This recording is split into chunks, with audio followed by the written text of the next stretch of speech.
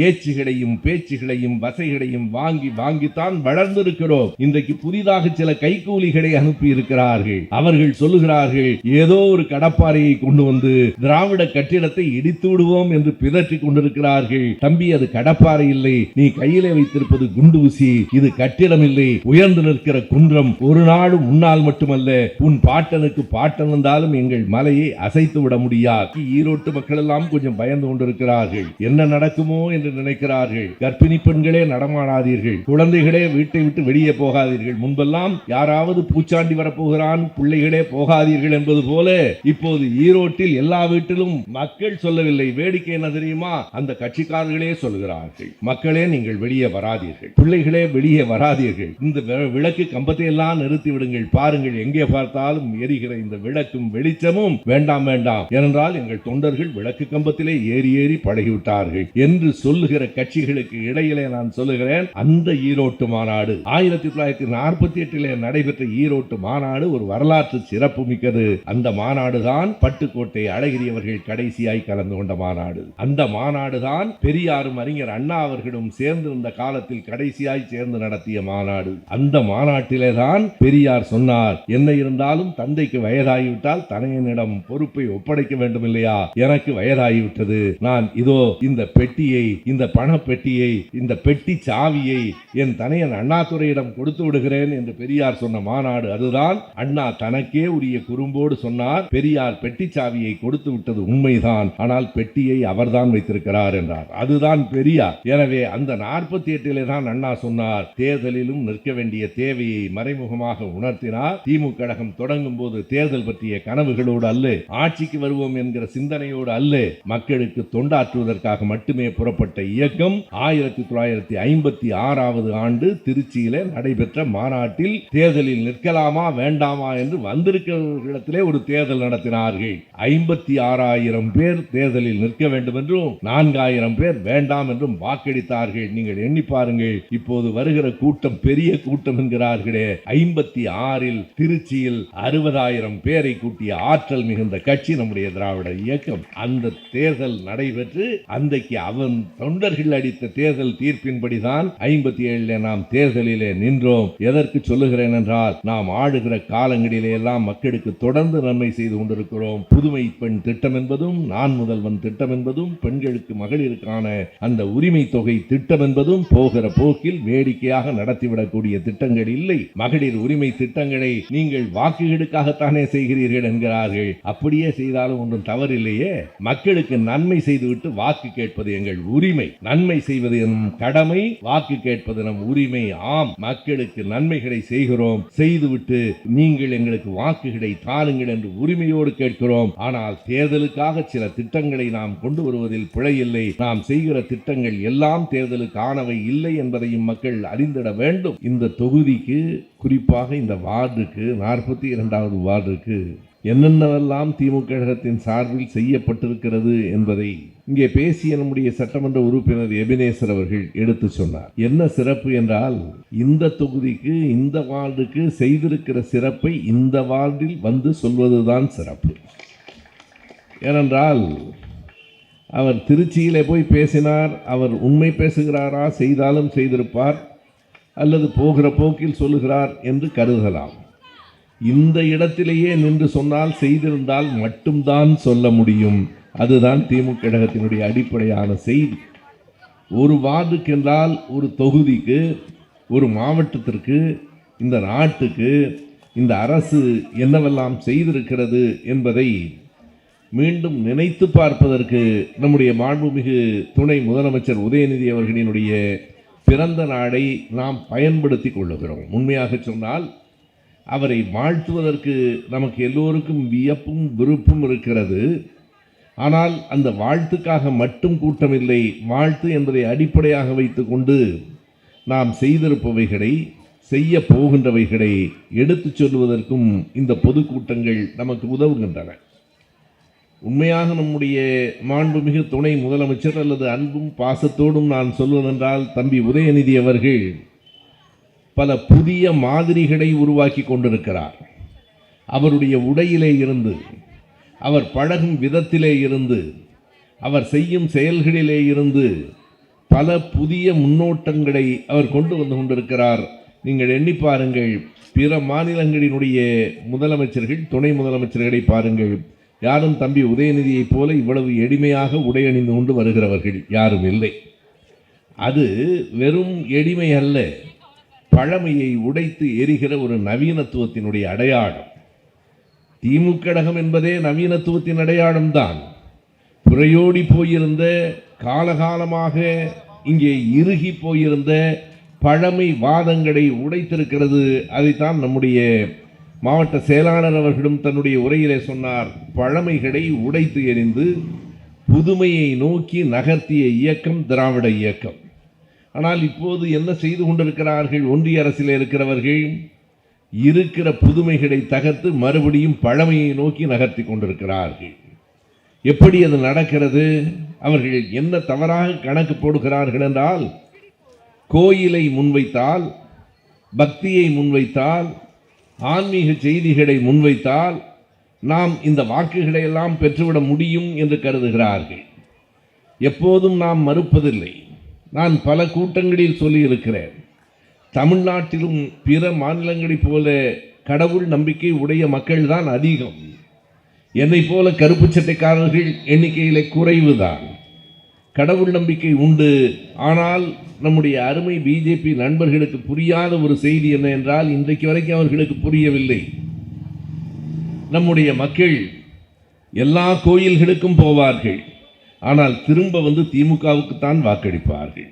அது ஒன்றுதான் அவர்களுக்கு எப்படி என்று புரியவில்லை. எல்லா கடவுள் நம்பிக்கையும் இருந்தாலும் கூட பக்தி வேறு, அரசியல் வேறு என்று பிரித்து பார்க்கிற தன்மை இங்கே இருக்கிறது. அதனாலே தான் இங்கே இருக்கிற வாக்காளர்களை மறைத்துவிட்டு பீகாரிலிருந்து வருகிறவர்களுக்கெல்லாம் வாக்குகள் கொடுக்க வேண்டும் என்று ஒன்றிய அரசு கருதுகிறது. இங்கே பேசுகிற நேரத்தில் மிக சரியாக சொன்னார்கள். எத்தனை கொடுமை பாருங்கள். இந்த எஸ்ஐஆர் என்று ஒன்றை கொண்டு வந்து நமக்கு இருக்கிற வாக்குரிமையை பறிப்பதற்கு எத்தனை கேள்விகளை அவர்கள் கேட்கிறார்கள். உங்களுக்கு ஆதார் கார்டு இருக்கிறதா என்று கேட்டால் பொருள் இருக்கிறது. உங்கள் அப்பா அம்மாவுக்கு இருக்கிறதா என்று கேட்டால், என் அப்பா அம்மாவுக்கு பிறந்த தேதியே தெரியாது. அவர்கள் எப்படி ஆதார் கார்டு வைத்திருப்பார்கள்? நாம் வாக்களிக்க வேண்டும் என்றால் 2005 வாக்களித்திருக்க வேண்டும். ஆனால் பீகார்காரர் இங்கே வாக்களிப்பதற்கு 2025 வாக்களித்திருந்தால் போதும் என்பது முற்றும் முழுக்க விதிகளை மீறுகிற, அறநெறிகளை மீறுகிற ஒன்று. ஆனால் என்ன நடந்தது? அதிலும் அவர்களுக்கு ஒரு பெரிய ஏமாற்றம் எங்கே காத்திருந்ததென்றால், பிற மாநிலங்களிலெல்லாம் எஸ்ஐஆர் என்பதை வைத்து கோடிக்கணக்கான மக்களின் வாக்குரிமையை பறித்து விட்டார்கள். ஆனால் இங்கே திமுக கழகம் களத்தில் நின்று கடந்த வாரம் முழுவதும் நான் எந்த சட்டமன்ற உறுப்பினருக்கு தொலைபேசினாலும், அமைச்சர்களினுடைய உதவியாளர்களுக்கு பேசினாலும், எல்லோரும் சொன்ன ஒரு விடை, எல்லோரும் அந்த எஸ்ஐஆர் தளத்திலே நின்று வேலை செய்து கொண்டிருக்கிறார்கள் என்பதுதான். அத்தனை இடங்களிலும் திமுக தொண்டர்கள். ஏனென்றால் மக்களுக்கு பலருக்கு அது எப்படி அந்த படிவத்தை நிரப்புவது என்று தெரியாது. நகரத்திலே இருக்கிறவர்கள் வேறு, கிராமத்தில் இருக்கிற மக்களுக்கு அதனை எப்படி நிரப்புவது என்று தெரியாது. எப்படி நிரப்புவது என்று தெரியக்கூடாது என்பதுதான் இவர்கள் நோக்கம். ஆனால் அந்த இடத்திலே, அந்த வீட்டிலே இருக்கிற மக்களுக்கு அதை நிரப்புவதற்கு தெரியாமல் இருக்கலாம். ஆனால் அவர்கள் வீட்டு கதவை தட்டி ஒரு திமுக கழகத்தினுடைய தொண்டன் அல்லது திமுக கழகத்தினுடைய பொறுப்பாளன் அந்த படிவத்தை நிரப்பி தமிழ்நாடு முழுவதும் வாக்குகளை சேகரித்து கொடுத்திருக்கிறார்களே, இதுவும் அவர்கள் எதிர்பார்க்காத ஒன்று. அவர்களுக்கு என்ன வியப்பாக இருக்கிறது என்றால், திமுகவை மேடையில் அவர்களால் வெல்ல முடியவில்லை. நீங்கள் எண்ணி பாருங்கள், தமிழ்நாட்டிலேயே பொதுக்கூட்டத்தை இன்றைக்கு நடத்தி கொண்டிருக்கிற கட்சி எது? பொதுவாக எதிர்க்கட்சிகள் தான் கூட்டம் நடத்துவார்கள். ஆனால் தமிழ்நாட்டில் எங்கு பார்த்தாலும் திமுக கழகம் மட்டும்தான் பொதுக்கூட்டங்களை நடத்தி கொண்டிருக்கிறது, பொதுமக்களை சந்திக்கிறது.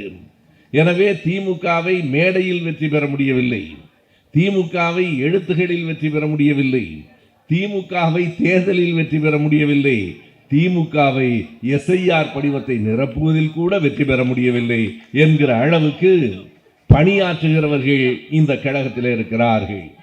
என்னவெல்லாம் ஒன்றிய அரசு செய்து கொண்டிருக்கிறது, நாம் என்னவெல்லாம் செய்திருக்கிறோம் என்பதை ஒப்பிட்டு பார்ப்பதற்காக சொல்லுகிறேன்.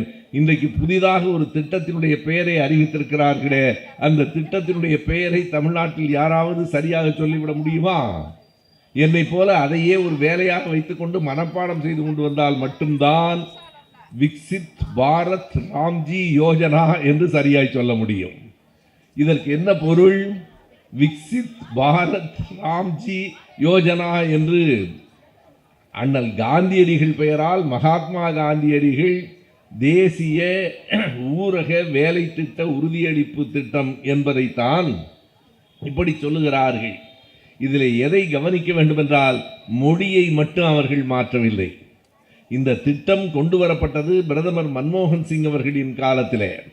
2005ஆவது ஆண்டு ஊரக வேலைவாய்ப்பு திட்டம் என்று வந்து பிறகு 2009ஆம் ஆண்டு மே மாதத்திலே அது எப்படி மாற்றப்பட்டது?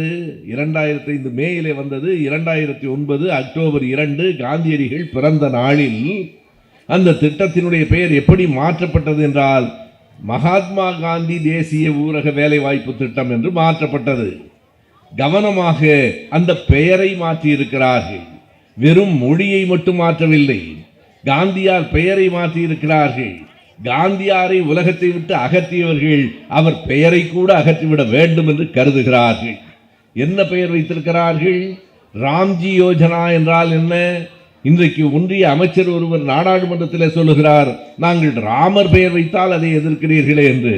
நீங்கள் எந்த ராமர் பெயரை வைத்திருக்கிறீர்கள் என்று ஒரு கேள்வி இருக்கிறது. நீங்கள் சொல்லுகிற ஸ்ரீராமர் பெயரையா அல்லது இன்னொரு பெயரை கொஞ்சம் கவனித்து பாருங்கள். காந்தியாரை சுட்டுக் கொண்டவரினுடைய பெயர் என்ன? கோட்ஸே என்றுதான் நாம் சொல்லுவோம். முழு பெயரை சொல்லுங்கள், நாதுராம் கோட்ஸே. நான் கேட்கிறேன், நீங்கள் கொண்டு வந்திருக்கிற ராமர் அந்த ராமரா இந்த ராமரா? அந்த ராமரை வைத்திருக்கிறீர்களா அல்லது நாதுராம் கோட்ஸேயை கொண்டு வந்திருக்கிறீர்களா என்று எங்களுக்கு தெரியவில்லை. எல்லா இடத்திலும் அவர்கள் ராமரை கொண்டு வருவது. திருப்பரங்குன்றத்திலே அத்தனை சிக்கல்கள் வருகிற போது நீங்கள் உண்மையான முருக பக்தர்களாக இருந்தால் நீங்கள் எந்த கடவுளை வணங்குகிறீர்கள் என்பது வேறு. தமிழ்நாட்டிலே முருகனை தமிழ் கடவுள் என்று நம்புகிறவர்கள், தமிழ் கடவுள் என்று வணங்குகிறவர்கள் கூடுதல். ஆனால் திருப்பரங்குன்றத்திலே வந்து நீங்கள் என்ன முழக்கமிட்டீர்கள்? உண்மையாக உங்களுக்கு முருக பக்தி இருக்குமானால் குறைந்தது அரோகரா என்றல்லவா முழக்கமிட்டிருக்க வேண்டும். ஜெய் ஸ்ரீராமுக்கு திருப்பரங்குன்றத்துக்கு என்ன தொடர்பு? ஜெய் ஸ்ரீராம் என்று முழக்கமிடுகிறீர்களே, உங்களுக்கு நாணயம் இருந்தால் அயோத்தியிலே அரோகரா என்று முழக்கமிட தயாரா என்று நாங்கள் கேட்கிறோம். பக்திமான்களின் அடிப்படையிலே நான் கேட்கிறேன், எனக்கு அல்ல. நீங்கள் இங்கே வந்து ஸ்ரீ ஸ்ரீராம் என்றால் அயோத்தியிலே அரோகரா என்று சொல்லுவீர்களா? எனவே எல்லா இடத்திலேயும் மனிதர்களின் பெயர்களிலும் சரி, கடவுளின் பெயர்களிலும் சரி, எங்கள் மண்ணின் மனம் எதுவும் இல்லாமல் துடைத்துவிட வேண்டும் என்று நினைக்கிறீர்கள். கொஞ்சம் பொறுத்திருங்கள். 2026 தமிழ்நாடு உங்களை சுத்தமாக துடைத்து எறியும். உங்களை மட்டுமல்ல, உங்களோடு கூடுதலாக சேர்ந்திருக்கிறார்களே, அவருடைய கட்சியின் பெயரை கூட மிக அருமையாக இங்கே சொன்னார்கள். அது அண்ணா திமுக அல்ல, அமித்ஷா திமுக அல்லது அடிமைகளின் திமுக. எடப்பாடி ஒரு சபதம் ஏற்றிருக்கிறார், தன் வாழ்நாளில் அதிமுகவை அழிக்காமல் போவதில்லை என்று முடிவெடுத்து விட்டார்.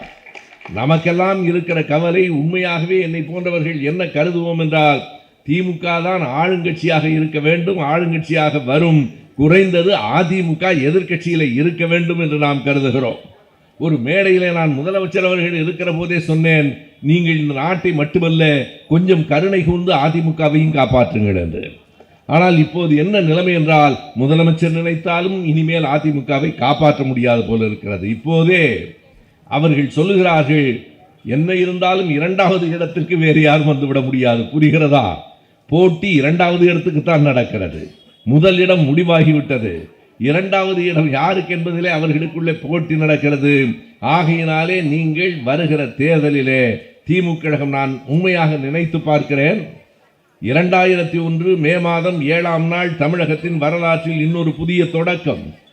தலைவர் கலைஞர் அவர்களுக்கு பிறகு, தலைவர் கலைஞர் அவர்களைப் போல ஒரு தலைவர் 49 ஆண்டுகள் இந்த நாட்டின் முதலமைச்சராக, திமுக கழகத்தின் தலைவராக 5 முறை 20 ஆண்டுகள் முதலமைச்சராக இருந்தாலும் 49-50 ஆண்டு காலம், வரலாற்றிலேயே 50 ஆண்டு காலம் ஒரு கட்சிக்கு தலைவராக இருந்தவனும் கூட கிடையாது.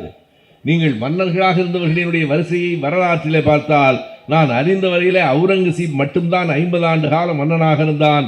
எங்கள் முத்தமிழறிஞர் தலைவர் கலைஞர் தான் திமுக கழகத்துக்கு 50 ஆண்டு காலம், அரை நூற்றாண்டு காலம் தலைவராக இருந்தார். அறிஞர் அண்ணா அவர்கள் மறைந்த பிறகு இனிமேல் இந்த கட்சி பிழைக்காது என்று கருதினார்கள். அண்ணாவின் பெருமை எங்கே இருக்கிறது தெரியுமா? பெரியாரின் பெருமை எங்கே இருக்கிறது என்றால் அவருடைய கொள்கைகளில் திட்டங்களில் மட்டுமில்லை, பெரியாரின் பெருமை அண்ணாவின் தோள்களில் இருக்கிறது. அண்ணா இறந்தவரை பெரியாரை அசைக்க முடியவில்லை. பெரியாரின் பெருமை முத்தமிழறிஞர் தலைவர் கலைஞரின் தோள்களில் இருந்தது. கலைஞரின் பெருமை இன்றைய நம்முடைய தளபதியின் தோள்களில் இருக்கிறது. 2021 மே 7ஆம் நாள் நாம் மறக்க முடியாது. சில நாள்களை வரலாற்றில் மறக்கவே முடியாது. 2015 டிசம்பர் 1ஆம் தேதியை யாராவது மறக்க முடியுமா? நினைத்து பாருங்கள். இங்கே சொன்னார்கள், நான் கூட கருதினேன், பல இடங்களில் தண்ணீர் தேங்கவில்லை. குறிப்பாக எங்கள் பகுதியில் KK நகர் கொஞ்சம் மிதக்கும். தென் சென்னையிலே வாழ்கிற எங்களை போன்றவர்களுக்கு பெரும்பாலும் வட சென்னை வெளியூர் மாதிரி தான் இருக்கும். ஆனாலும் இந்த RK நகர் தொகுதி மட்டும் எனக்கு நெருக்கமான பழக்கம் உண்டு. அதற்கு காரணம் நம்முடைய மருது கணேஷ் தான். மற்ற தேர்தல்களில் எல்லாம் தொகுதியில் போய் மேடையில் நின்று வாக்கு கேட்டிருக்கிறேன். மருது கணேஷ் 2017 போட்டியிடுகிற போது இந்த RK நகரில் தெரு தெருவாக வீதி வீதியாக வந்து வாக்கு கேட்கிற வாய்ப்பு எனக்கு கிடைத்தது. எனவே இங்கே கொஞ்சம் தண்ணீர் தேங்கும். வியாசர்பாடி கொஞ்சம் தாழ்வான பகுதி, KK நகர் கொஞ்சம் மூழ்கி கிடக்கும். இவையெல்லாம் எப்போது இருந்தன? இந்த மழை காலத்தில் என்ன நடந்தது என்று எண்ணி பாருங்கள் நண்பர்களே. டிசம்பர் 1ஆம் தேதி 2015ஆம் ஆண்டை நான் எதற்கு குறிப்பிடுகிறேன் என்றால், அந்த நாளில் தான் சென்னையில் வெள்ளம் சூழ்ந்தது. எங்கே? வியாசர்பாடியிலே RK நகரிலே இல்லை, KK நகரிலே இல்லை, சைதாப்பேட்டை மிதந்தது. எங்கள் வீடு வடசரவாக்கத்திலே இருக்கிற வீட்டில் நான் மாடியிலிருந்து கீழே இறங்க முடியவில்லை. அவ்வளவு பெரிய வெள்ளம் வந்ததற்கு என்ன காரணம்? அம்மையார் உறங்கிக் கொண்டிருந்தார். எழுப்புவதற்கு எந்த அதிகாரிக்கும் எந்த அமைச்சருக்கும் துணிச்சல் இல்லை. அதுதானே உண்மை. நான் மிகைப்படுத்தி சொல்லவில்லை. வெள்ளம் வந்துவிட்டது, திறந்து விட வேண்டும், அம்மாவை கேட்க வேண்டும். அவரும் உங்கள் தொகுதியிலே சட்டமன்ற உறுப்பினராக வேறு இருந்து தொலைத்திருக்கிறார். அந்த வாய்ப்பு உங்களுக்கு தான் கிடைத்திருக்கிறது. எனவே அம்மாவை எழுப்ப வேண்டும். அம்மாவை போய் எழுப்புவது அத்தனை எளிதான காரியம் இல்லை. காத்திருக்கிறார்கள். எதுவரையில் காத்திருக்கிறார்கள்? அம்மாவின் அறைக்கதவு திறக்கும் வரை காத்திருக்கிறார்கள். அதற்குள் வெள்ளம் எல்லாவற்றையும் திறந்து கொண்டு ஊருக்குள் வந்துவிட்டது. இந்த சென்னையே வெள்ளத்தில் மூழ்கியதே. அந்த நாடையும் நினைத்து பாருங்கள். வெள்ளம் வருவதற்கு முன்பே அத்தனை பேரையும் அதிகாரிகளையும் உட்கார வைத்து எப்படி அதை தடுப்பது என்று சிந்தித்த முதலமைச்சர், துணை முதலமைச்சரையும் இன்றைக்கு எண்ணி பாருங்கள். யாருக்கு வாக்களிக்க வேண்டும் என்று தாய்மார்களை முடிவு செய்யுங்கள். சொல்லுங்கள், எடுத்து சொல்லுங்கள். எந்த ஒன்றையும் எப்படி செய்ய வேண்டும், எப்படி பொருளாதாரத்தில் இந்த நாடு முன்னேறி இருக்கிறது. மகாத்மா காந்தியின் பெயரில் இருந்த திட்டத்தை மட்டும் மாற்றவில்லை. 100% பணம் கொடுத்து கொண்டிருந்த ஒன்றிய அரசு இனிமேல் 60 விழுக்காடு தான் கொடுப்போம் என்கிறது. இன்றைக்கும் பேரிடர், இவ்வளவு பெரிய புயல் வெள்ளம் வந்த காலத்திலேயும் கூட அவற்றை இந்த தமிழக அரசு தாங்கி பிடித்தாலும் தர வேண்டிய கேட்ட தொகையில் ஒரு பாதி கூட, கால்வாசி கூட கொடுக்கவில்லை என்பதுதானே உண்மை. இன்றைக்கு நம்முடைய நிதியமைச்சர் அவர்கள் மிக தெளிவாக 2 செய்திகளை வெளியிட்டிருக்கிறார். நாம் கேட்ட தொகை எவ்வளவு? பேரிடரிலிருந்து மக்களை காப்பாற்றுவதற்கு நாம் கட்சிக்கு நிதி கேட்கவில்லை, வேறு செய்திகளுக்காக இல்லை. நாம் கேட்டதெல்லாம் மக்களை காப்பாற்றுவதற்கு, இந்த பேரிடரிலிருந்து காப்பாற்றுவதற்கு 24,700 கோடி ரூபாய் கேட்டோம். அந்த 224,000 கோடி ரூபாயை கூட நாம கேட்கவில்லை. அங்கிருந்து வந்த மேற்பார்வை செய்த குழுவினர் அந்த அளவுக்கு சேதமாகி இருக்கிறது என்று சொன்னதற்கு பிறகு 24,700 கோடி ரூபாய் கேட்டோம். வெறும் 4,139 கோடி ரூபாய் தான் வந்திருக்கிறது. என்ன நியாயம் இது? எப்படி இந்த தேசத்தை நீங்கள் கொஞ்சம் கொஞ்சமாக அடித்துக் கொண்டிருக்கிறீர்கள்? ஆனால் இதனையும் தாண்டித்தான் நாங்கள் கேட்ட தொகையை நீங்கள் கொடுக்கவில்லை. ஆனால் அதனையும் தாண்டித்தான் தமிழ்நாட்டில் நம்முடைய முதலமைச்சர் அவர்கள் எவ்வளவு முதலீடுகளை வெளிநாடுகளிலே இருந்து கொண்டு வந்து குவித்திருக்கிறார் என்கிற 2வது செய்தியையும் நிதியமைச்சர் அவர்கள் இன்றைக்கு சொல்லி இருக்கிறார். 1, 2 இல்ல மக்களே, 11,40,000 கோடி ரூபாய்க்கான முதலீடு தமிழ்நாட்டுக்கு வந்திருக்கிறது என்பது எத்தனை பெரிய தொழில் வளர்ச்சி! 16% உள்நாட்டு உற்பத்தி கூடியிருக்கிறது. சென்ற ஆண்டை விட இந்த ஆண்டு 16% உள்நாட்டு உற்பத்தி கூடியிருக்கிறது. இந்தியாவிலேயே பொருளாதாரத்தில் 2ஆம் இடத்திலிருந்து தமிழ்நாடு முதலிடத்திற்கு வந்துவிட்டது என்பதை அங்கே இருக்கிற ஒன்றிய அரசின் குறிப்பே எடுத்து சொல்லி இருக்கிறது. இதைவிட சான்று நமக்கு என்ன வேண்டும்? எனவே முழுமையாக ஒரு தேசத்தை மேலேற்றுகிற, ஒரு தேசத்தினுடைய பொருளாதார வளத்தை கூட்டுகிற, ஒரு தேசத்தின் சமூக நீதியை காப்பாற்றுகிற ஓர் அரசு தமிழ்நாட்டில் இருக்கிறது. அதை எப்படியாவது கவிழ்த்து விட வேண்டும் என்று கருதுகிறார்கள். நான் டிசம்பர் 1, 2015 சொன்னேன், இன்னொரு தேதியும் சொன்னேன். அது நாம் எல்லோரும் அறிந்த தேதி 2021 மே 7ஆம் தேதி நம்முடைய மாண்புமிகு முதலமைச்சர் அவர்கள் பதவியேற்றார். அந்த பதவியேற்ற நாளை, பதவியேற்ற காட்சியை மறுபடியும் ஒரு முறை எண்ணி பாருங்கள். அவர் பதவியேற்ற போது அந்த இடத்திலேயே இருக்கிற வாய்ப்பும் எனக்கு கிடைத்தது. தொலை தூரத்தில் அமர்ந்து அந்த காட்சியை நான் தொலைக்காட்சியிலே நேரிலேயே பார்த்தேன். அவர் இப்படி தொடங்குவார் என்று அங்கே அமர்ந்திருந்த எங்களுக்கும் தெரியாது. MK ஸ்டாலின் என்கிற நான் என்றுதான் அவர் சொல்லுவார் என்று கருதினோம். என்ன காரணமோ தெரியவில்லை. முத்துவேல் கருணாநிதி ஸ்டாலின் என்னும் நான். அதில் எதை கவனிக்க வேண்டும் என்றால், அந்த காட்சியிலே கவனிக்க வேண்டிய இடம் எது தெரியுமா? முத்துவேல் கருணாநிதி ஸ்டாலின் என்னும் நான் என்று சொல்லிவிட்டு அவர் தலை நிமிர்ந்து பார்த்தார். நிமிர்ந்தது அவர் தலையில்லை மக்களே, இந்த தமிழ்நாடு தலை நிமிர்ந்தது. அப்படி அவர் நிமிர்ந்து பார்த்தபோது உண்மையாக அன்றைக்கு தலை நிமிர்ந்தது இந்த தமிழ்நாடு. மறுபடியும் எப்படியாவது தாழ்த்திவிட வேண்டும் என்று கருதுகிறார்கள். தமிழ்நாட்டை அழித்து விட வேண்டும் என்று கருதுகிறார்கள். என்ன செய்தாலும் தமிழ்நாட்டை வீழ்த்த முடியவில்லையே என்று நினைத்து பார்க்கிறார்கள். எனவே இந்த காலகட்டத்திலே தான் நாம் செய்திருக்கிற அந்த செயல்களை எல்லாம் செய்தால் மட்டும் போதாது, சொல்லுங்கள், மக்களிடத்தில் எடுத்து சொல்லுங்கள். மேடையில் பேசுவது மட்டும் போதாது, வீட்டுக்கு வீடு பேசுங்கள், திண்ணைக்கு திண்ணை அமர்ந்து பேசுங்கள், அடுத்த வீட்டில் சொல்லுங்கள், தேநீரகத்தில் பேசுங்கள், முடிதிருத்தும் கடையில் பேசுங்கள். நண்பர்களே, இப்படி பேசி பேசி வளர்ந்த, எழுதி எழுதி வளர்ந்த இயக்கம்தான் நம்முடைய இயக்கம். நீங்கள் தேநீர் கடையை, முடிவெட்டும் கடையை சாதாரணமாக கருதிவிடக்கூடாது. ஒரு முறை நம்முடைய முத்தமிழறிஞர் அவர்கள் முதலமைச்சராக இருந்தபோது ஒரு முடிதிருத்தும் அகத்தை, அந்த ஜெமினி மேம்பாலத்துக்கு அருகிலே இருந்த முடிதிருத்தும் அகத்தை அவர் திறந்து வைத்தார்.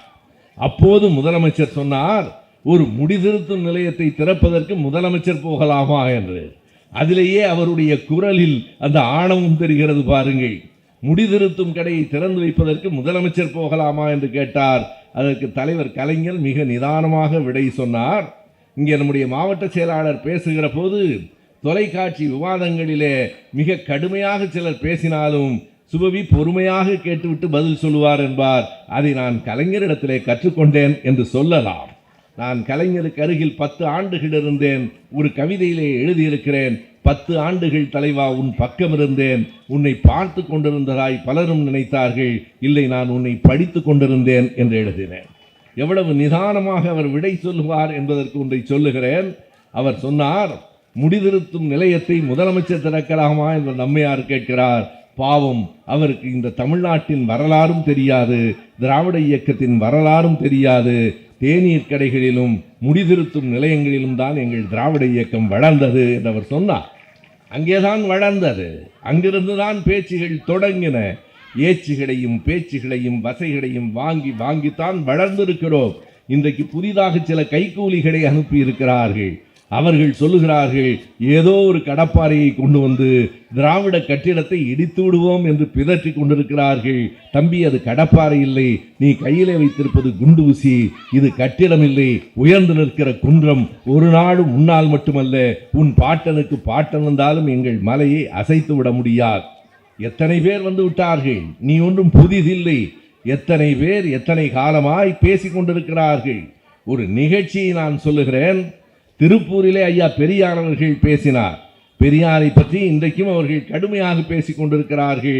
அவர்களுக்கு என்ன தெரியாது என்றால், நீ எவ்வளவு வேண்டுமானாலும் கடுமையாக பேசு.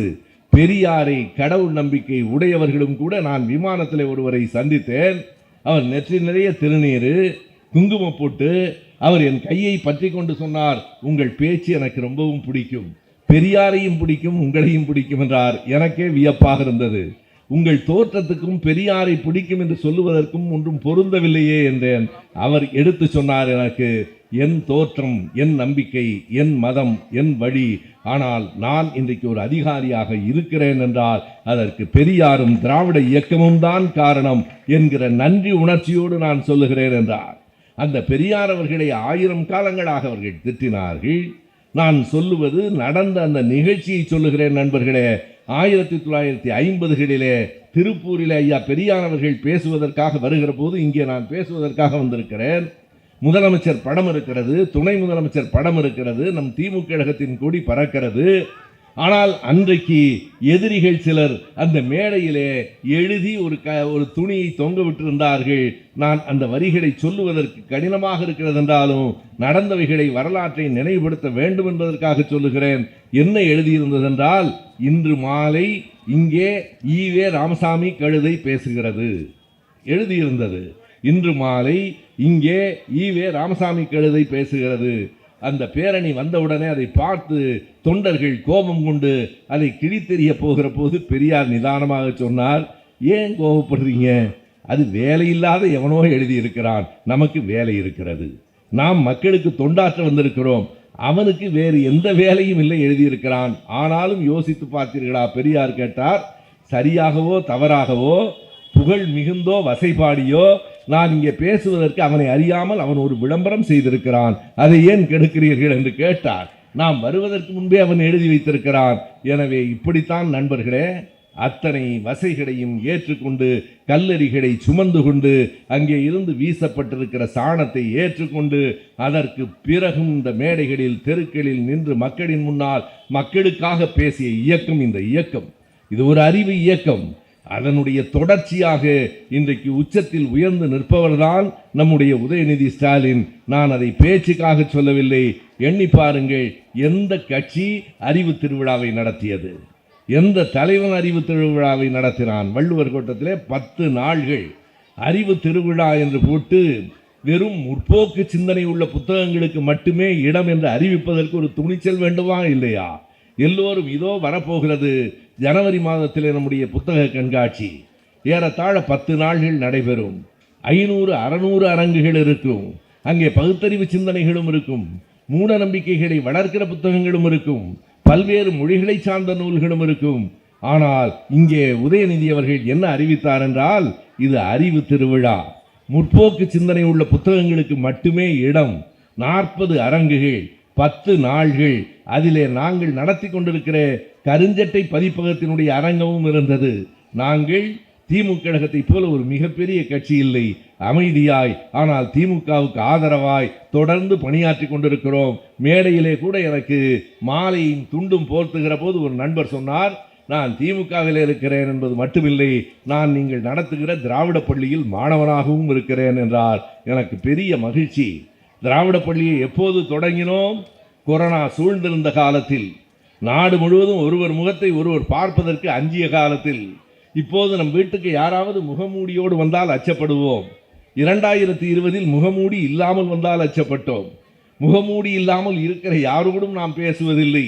அப்படிப்பட்ட காலகட்டத்திலே தான் நான் அன்றைக்கு எதிர்க்கட்சி தலைவராக இருந்த நம் கழக தலைவரிடம் இப்படி ஒரு திட்டம் இருக்கிறது எங்களுக்கு, திராவிட இயக்கத்தின் வரலாற்றை, திராவிட இயக்கத்தின் கோட்பாட்டை, திராவிட இயக்கம் இந்த மண்ணில் ஏற்படுத்தி இருக்கிற தாக்கத்தை 3 தாள்களாக, தொடக்க நிலை என்றும் முதுநிலை என்றும் 2 ஆண்டுகளுக்கு ஒரு திராவிட பள்ளியை நடத்த விரும்புகிறோம் என்று சொன்னபோது அவர்தான் அதனை தொடக்கி வைத்தார். இன்றைக்கு 5 ஆண்டுகள் நிறைவடைந்திருக்கின்றன. நீங்கள் நினைத்து பார்ப்பதற்கு நான் கூட்டத்திற்காக சொல்லவில்லை, ஆண்டுக்கு 500 பேர் என்று முடிவெடுத்தோம். இந்த ஆண்டு மட்டும் 714 பேர் திராவிட பள்ளியிலே படிக்கிறார்கள்.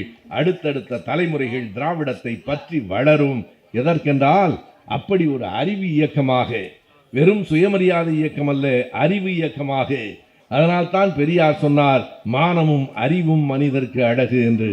அப்படிப்பட்ட ஒரு அறிவு இயக்கமாக இருப்பதாலே தான் நம்முடைய துணை முதலமைச்சர் அவர்கள், நம்முடைய இளைஞரணியினுடைய தலைவர் அவர்கள் என்ன திருவிழா நடத்தினார்? கோயில் திருவிழா அல்ல. என்ன திருவிழா நடத்தினார்? கொண்டாட்ட திருவிழா அல்ல. அறிவு திருவிழாவை நடத்துகிற துணிச்சல், அறிவு திருவிழாவை நடத்துகிற பரந்துபட்ட ஆற்றல் நம் இயக்கத்திற்கு உண்டு. நடத்தினார் 10 நாள்கள். அதில் எங்கள் கருஞ்சட்டை பதிப்பகமும் இடம்பெற்றது. எதற்காக சொல்ல வருகிறேன் என்றால், திடீரென்று ஒரு நாள் நான் இங்கே என்னோடு வந்திருக்கிற தம்பி திராவிட செல்வனும் எங்களுடைய மேலாளரும் மட்டும்தான் இருந்தார்கள், நான் கூட இல்லை. ஒரே பரபரப்பு. என்ன என்று கேட்டார்கள். முதலமைச்சரும் துணை முதலமைச்சரும் வருகிறார்கள் என்றால் அவர்களுக்கு கையும் ஓடவில்லை, காலும் ஓடவில்லை. ஒரு சின்ன புத்தக கடைக்கு முதலமைச்சர் வருவாரா? வந்தார் நண்பர்களே. வந்து புத்தகங்களை எல்லாம் பார்த்தார். பார்த்துவிட்டு 2 புத்தகங்களை விலைக்கும் வாங்கினார். தம்பிகள் சொன்னார்கள், நீங்கள் எடுத்துக்கொண்டு போகலாம் என்று. முதலமைச்சர் சொன்னார், நான் புத்தகம் வாங்க வந்திருக்கிறேன், அது எப்படி பேசாமல் போவது என்று சொல்லிவிட்டு அடுத்து ஒரு கேள்வி கேட்டார். 10% கழிவு என்று போட்டிருக்கிறீர்கள், எனக்கும் தருவீர்கள் தானே என்றார்.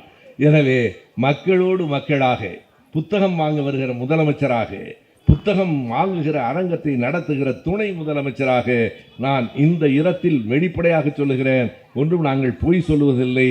ஒரு அரங்கத்துக்கு வெறும் 10 நாள்களுக்கும் சேர்த்து 2000 ரூபாய் தான் வாடகை. எங்களுக்கு 1.5 லட்சம் ரூபாய்க்கு புத்தகம் விற்றது என்று சொன்னால், உதயநிதி அவர்கள் நடத்திய அறிவு திருவிழா எப்படி முற்போக்கு சிந்தனையாளர்களுக்கு பயன்படுகிறது, எப்படி அந்த புத்தகங்களின் வழியாக மக்களுக்கு பயன்படுகிறது என்று எண்ணி பாருங்கள். எனவே இந்த இயக்கம் வெறும் தேர்தலுக்காக மட்டுமே நடக்கிற இயக்கம் இல்லை. தேர்தலும் நமக்கு குறிக்கோள் தான். ஆட்சியை அடுத்தவனிடத்திலே விட்டுவிட்டு நாம் அமர்ந்திருக்க முடியாது. ஆட்சி அதிகாரம் இல்லாமல் மக்களுக்கு நன்மை செய்ய முடியாது. இதனை முதலில் கண்டறிந்தவர் பேரறிஞர் அண்ணா அவர்கள். ஐயா பெரியாரின் காலத்திலேயே அதை அவர் வெளிப்படுத்தினார். காலத்தின் நிறம் கருப்பு சிவப்பு என்று ஒரு பெரிய புத்தகத்தை அல்லது ஒரு மிகப்பெரிய சொத்தை நமக்கு தம்பி உதயநிதி அவர்களின் இளைஞர் அணி தயாரித்து தந்திருக்கிறது. அதில் நானும் ஒரு கட்டுரை எழுதியிருக்கிறேன், திமுக சந்தித்த முதல் தேர்தல் என்று. 1957 தான் நாம் தேர்தலை சந்தித்தோம் என்றாலும் அதற்கான விதை முதலாக 1948 ஈரோடு மாநாட்டிலேயே விழுந்திருக்கிறது என்பதை நான் எடுத்து காட்டினேன். ஐயா பெரியார் அவர்களை வைத்துக்கொண்டு அறிஞர் அண்ணா மேடையிலே பேசுகிறார். இன்றைக்கு நாடு முழுவதும் நமக்கு செல்வாக்கு கூடியிருக்கிறது. நாம் தேர்தலில் நின்றால் வெற்றி பெறுவதற்கு வாய்ப்பு இருக்கிறது. ஆனாலும் ஐயா விடமாட்டார், ஐயா ஏற்றுக்கொள்ள மாட்டார் என்று அண்ணா பேசுகிற போதே என்ன புரிகிறது என்றால், தேர்தலுக்கும் நின்றாக வேண்டும், ஆட்சியையும் கைப்பற்றியாக வேண்டும். அப்போதுதான் நம்மால் இவற்றையெல்லாம் செய்ய முடியும் என்கிற புரிதல் அண்ணாவுக்கு வந்தது. அந்த 48 ஈரோடிலே நடைபெற்ற மாநாடு ஒரு மிகப்பெரிய வரலாற்று சிறப்புடையது. நாளைக்கு ஈரோட்டு மக்கள் எல்லாம் கொஞ்சம் பயந்து கொண்டிருக்கிறார்கள். என்ன நடக்குமோ என்று நினைக்கிறார்கள். கர்ப்பிணி பெண்களே நடமாடாதீர்கள், குழந்தைகளே வீட்டை விட்டு வெளியே போகாதீர்கள். முன்பெல்லாம் யாராவது பூச்சாண்டி வரப்போகிறான், பிள்ளைகளே போகாதீர்கள் என்பது போல இப்போது ஈரோட்டில் எல்லா வீட்டிலும் மக்கள் சொல்லவில்லை. வேடிக்கை என்ன தெரியுமா? அந்த கட்சிக்காரர்களே சொல்கிறார்கள், மக்களே நீங்கள் வெளியே வராதீர்கள், பிள்ளைகளே வெளியே வராதீர்கள், இந்த விளக்கு கம்பத்தை எல்லாம் நிறுத்தி விடுங்கள், பாருங்கள் எங்கே பார்த்தாலும் எரிகிற இந்த விளக்கும் வெளிச்சமும் வேண்டாம் வேண்டாம், ஏனென்றால் எங்கள் தொண்டர்கள் விளக்கு கம்பத்திலே ஏறி ஏறி பழகிவிட்டார்கள் என்று சொல்லுகிற கட்சிகளுக்கு இடையிலே நான் சொல்லுகிறேன், அந்த ஈரோட்டு மாநாடு 1948 நடைபெற்ற ஈரோட்டு மாநாடு ஒரு வரலாற்று சிறப்பு மிக்கது. அந்த மாநாடு தான் பட்டுக்கோட்டை அழகிரி அவர்கள் கடைசியாய் கலந்து கொண்ட மாநாடு. அந்த மாநாடு தான் பெரியாரும் அறிஞர் அண்ணா அவர்களும் சேர்ந்திருந்த காலத்தில் கடைசியாய் சேர்ந்து நடத்திய மாநாடு. அந்த மாநாட்டிலே தான் பெரியார் சொன்னார், என்ன இருந்தாலும் தந்தைக்கு வயதாகிவிட்டால் தனையனிடம் பொறுப்பை ஒப்படைக்க வேண்டும் இல்லையா? எனக்கு வயதாகிவிட்டது, நான் இதோ இந்த பெட்டியை, இந்த பணப்பெட்டியை என் தனையனிடத்திலே, இந்த பெட்டி சாவியை என் தனையன் அண்ணாதுரையிடம் கொடுத்து விடுகிறேன் என்று பெரியார் சொன்ன மாநாடு அதுதான். அண்ணா தனக்கே உரிய குறும்போடு சொன்னார், பெரியார் பெட்டி சாவியை கொடுத்து விட்டது உண்மைதான், ஆனால் பெட்டியை அவர்தான் வைத்திருக்கிறார் என்றார். அதுதான் பெரியார். எனவே அந்த 48 தான் அண்ணா சொன்னார், தேர்தலிலும் நிற்க வேண்டிய தேவையை மறைமுகமாக உணர்த்தினார். திமுக கழகம் தொடங்கும் போது தேர்தல் பற்றிய கனவுகளோடு அல்ல, ஆட்சிக்கு வருவோம் என்கிற சிந்தனையோடு அல்ல, மக்களுக்கு தொண்டாற்றுவதற்காக மட்டுமே புறப்பட்ட இயக்கம் 1956 ஆண்டு திருச்சியிலே நடைபெற்ற மாநாட்டில் தேர்தலில் நிற்கலாமா வேண்டாமா என்று வந்திருக்கிறவர்களிடத்திலே ஒரு தேர்தல் நடத்தினார்கள். 56,000 பேர் தேர்தலில் நிற்க வேண்டும் என்றும் 4,000 பேர் வேண்டாம் என்றும் வாக்களித்தார்கள். நீங்கள் எண்ணி பாருங்கள், இப்போது வருகிற கூட்டம் பெரிய கூட்டம் என்கிறார்களே, 56இல் திருச்சியில் 60,000 பேரை கூட்டிய ஆற்றல் மிகுந்த கட்சி நம்முடைய திராவிட இயக்கம். அந்த தேர்தல் நடைபெற்று அன்றைக்கு அவன் தொண்டர்கள் அளித்த தேர்தல் தீர்ப்பின்படிதான் 57 நாம் தேர்தலிலே நின்றோம். எதற்கு சொல்லுகிறேன் என்றால், நாம் ஆளுகிற காலங்களிலே எல்லாம் மக்களுக்கு தொடர்ந்து நன்மை செய்து கொண்டிருக்கிறோம். புதுமை பெண் திட்டம் என்பதும், நான் முதல்வன் திட்டம் என்பதும், பெண்களுக்கு மகளிருக்கான அந்த உரிமை தொகை திட்டம் என்பதும் போகிற போக்கில் வேடிக்கையாக நடத்திவிடக்கூடிய திட்டங்கள் இல்லை. மகளிர் உரிமை திட்டங்களை நீங்கள் வாக்குகளுக்காகத்தானே செய்கிறீர்கள் என்கிறார்கள். அப்படியே செய்தாலும் ஒன்றும் தவறில்லையே. மக்களுக்கு நன்மை செய்துவிட்டு வாக்கு கேட்பது எங்கள் உரிமை. நன்மை செய்வது எனும் கடமை, வாக்கு கேட்பது நம் உரிமை. ஆம், மக்களுக்கு நன்மைகளை செய்கிறோம். செய்துவிட்டு நீங்கள் எங்களுக்கு வாக்குகளை தாருங்கள் என்று உரிமையோடு கேட்கிறோம். ஆனால் தேர்தலுக்காக சில திட்டங்களை நாம் கொண்டு வருவதில் பிழையில்லை. நாம் செய்கிற திட்டங்கள் எல்லாம் தேர்தலுக்கானவை இல்லை என்பதையும் மக்கள் அறிந்திட வேண்டும். இங்கே இருக்கிற தாய்மார்களுக்கு ஒரு செய்தியை நீங்கள் அறிந்திருப்பீர்கள், நினைவுபடுத்துவதற்காக சொல்லுகிறேன். இன்றைக்கு ஒரு தடுப்பூசியை இந்த அரசு போட்டு கொண்டிருக்கிறது தெரியுமா? 9 வயதிலிருந்து 13 வயது வரை உள்ள பெண்களுக்கு மட்டும் போடப்படுகிற தடுப்பூசி. எதற்காக? இன்றைக்கு மருத்துவ அறிவியல் ஒன்றை கண்டுபிடித்து சொல்லி இருக்கிறது. பெண்களுக்கு கருப்பை வாயிலே புற்றுநோய் வருவது கூடியிருக்கிறது. முன்பு இருந்ததை விட இன்றைக்கு கருப்பையிலே புற்றுநோய் வருகிறது.